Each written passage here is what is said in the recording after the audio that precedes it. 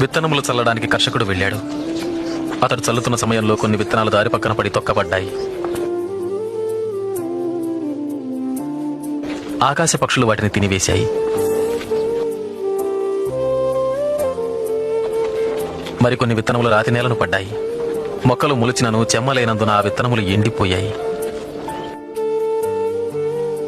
మరికొన్ని విత్తనములు ముళ్ల పొదలలో పడెను.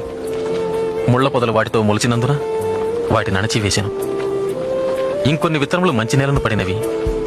ఆ విత్తనములు మొలిచి పెరిగి నూరంతలుగా ఫలించెను. విత్తనము దేవుని వాక్యం. త్రోవ ప్రక్కన పడిన విత్తనములు ఎవరనగా వారు వాక్యం వింటారు, కానీ అపవాది వచ్చి వారి హృదయంలో నుంచి సందేశాన్ని దొంగిలించుకుపోతాడు. వారి నమ్మి రక్షణ పొందకుండాట్లు చేస్తాడు.